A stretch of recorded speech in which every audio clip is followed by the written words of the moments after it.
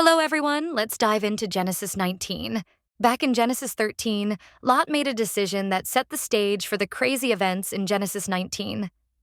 Abraham and Lot had so many flocks and herds that their herdsmen started fighting over grazing land. Abraham, wanting peace, told Lot they should split up and gave Lot first pick of the land. Lot looked at the Jordan Valley, which was lush and well-watered, like a paradise, and chose to settle there, pitching his tents near Sodom. Lot was materialistic, thinking only about the earthly riches the fertile land would bring for his flocks, not about how living close to Sodom would hurt his spiritual life and his relationship with God. The people of Sodom were extremely wicked and constantly sinned, but Lot didn't care. At first, he just lived near Sodom, but over time, he moved right into the city itself. By leaving Abraham, who was super close to God, and choosing to live among people who didn't believe in God, Lot lost his moral compass. This one choice to chase wealth near Sodom wrecked his whole family. He later lost his wife, and his daughters made a horrible choice, all because he put money over God.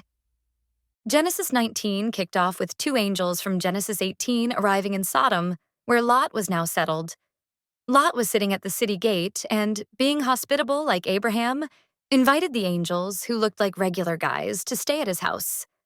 They planned to sleep in the town square, but Lot insisted, so they went with him. He cooked them a big meal, but then things went nuts. The men of Sodom surrounded Lot's house, acted wickedly, and demanded to harm the visitors. Lot tried to protect his guests and, in a shocking, messed-up moment, made a terrible, evil suggestion because he'd been living in Sodom. The people there were sinning all the time, and Lot was around this bad behavior every day.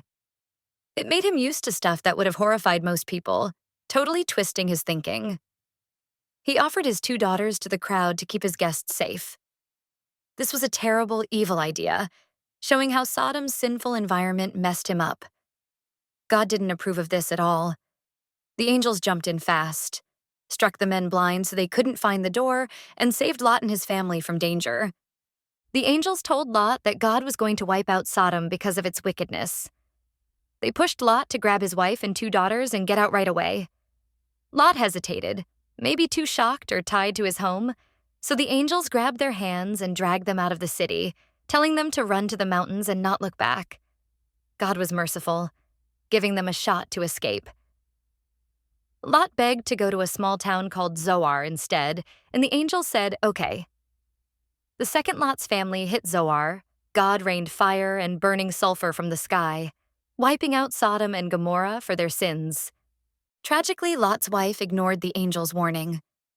She looked back at Sodom while running and turned into a pillar of salt. That shows how serious it was to disobey God. Lot and his daughters reached safety, but then things got even wilder. Later, Lot's daughters, thinking they were the last people on earth, made a horrible choice to get their father drunk and have children with him, leading to the birth of two sons, Moab and Ammon. This was totally out there and showed how fear and bad decisions, shaped by growing up in Sodom's sinful world, drove them to make sinful choices and commit sin themselves. Being around sinful people all the time warped their thinking, leading to these awful actions. Lot's decision to live near Sodom is a lot like choosing a school today. Lot picked the Jordan Valley because it looked awesome and seemed like a place to get rich. Kind of like choosing a school because it has cool sports teams, fun clubs, or is really popular. But Lot didn't think about the people in Sodom, who didn't follow God and did evil things. When you pick a school, it's not just about the fun stuff. It's about the kids you'll hang out with every day. If you go to a school where kids are always getting into trouble, being mean, or ignoring what's right, disrespecting the teachers and other authority figures, their bad habits might start to affect you. Just like Sodom's bad influence messed with Lot's life. Being around people who don't share your values can make it hard to stay close to God and do what's right. Lot's choice to live near Sodom caused big problems. He lost his wife and his daughters made sinful choices. This shows that where you choose to be can change your whole life.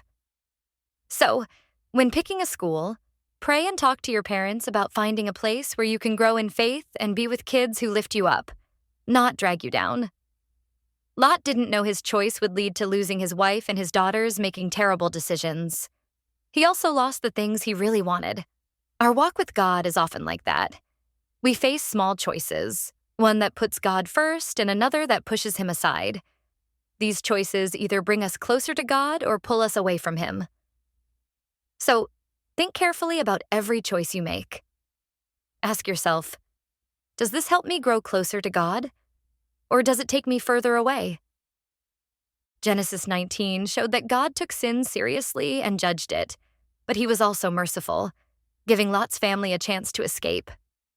Lot's story, starting with his greedy choice in Genesis 13 to live near Sodom and ending with his daughter's wild, sinful decisions, showed how being around sinful people all the time, like in Sodom, could mess up your life, pushing you to make sinful choices and commit sin yourselves. Choosing where you spend your time, like picking a school, matters because it shapes who you become.